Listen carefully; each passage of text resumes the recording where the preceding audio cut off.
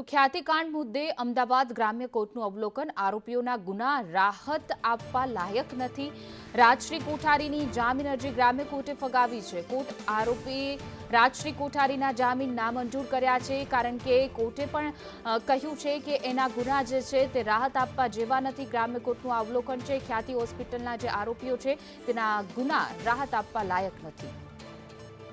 વધુ વિગતો સાથે અમારા સંવાદદાતા દિવ્યા ચૌહાણ જોડાઈ ગયા છે. દિવ્યા, ખ્યાતિકાંડમાં લઈને કોર્ટે પણ ઘણા બધા કહ્યું છે કે આરોપીઓના ગુના જે છે તે ગંભીર છે. શું છે વધુ અપડેટ?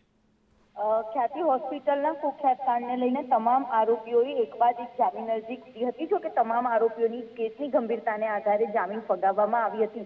હવે કેસમાં ચાર્જશીટ બાદ રાજશ્રી કોઠારીએ પણ રેગ્યુલર જામીન અરજી કોર્ટ સમક્ષ મૂક્યા હતા અને કેટલાક કારણો પણ દર્શાવ્યા હતા. જો કે કારણોને આધારે પણ કોર્ટે તમામ કારણોને જોતા અને જો આવા આરોપીઓને ગંભીર ગુના સાથે જોડાયેલા છે, જેનો સમાજમાં પણ દાખલો ખોટો બેસી શકે છે અને જે પ્રકારે દર્દીઓના ખોટા હૃદય છેદી નાખ્યા હતા, તે તમામ દર્દીઓની સાથે જે ગુનાહિત કાવતરું આખું ષડયંત્ર કર્યું હતું, તે તમામ બાબતોને ધ્યાનમાં રાખીને કોર્ટે મહત્વના અવલોકન સાથે આવા આરોપીઓને જેલમુક્ત ન કરી શકાય તે પ્રકારના અવલોકન સાથે ગુજરાત હાઈકોર્ટે રાજશ્રી કોઠારીની જામીન અરજી છે તે નામંજૂર કરી છે. ટ્રસ્ટી મંડળના સભ્ય તરીકે રાજશ્રી કોઠારી ત્યાં કાર્ય કરતા હતા અને તે પ્રકારની જેની કામગીરી હતી, જેમાં તમામ નાણાકીય વ્યવહારોની જે તમામ બાબતો હતી તેની સામે સંડોવાયેલા છે અને તે બાબતની તપાસ પણ કરવાની છે, જેને લઈને આરોપીના જામીન નામંજૂર કરવામાં આવ્યા છે.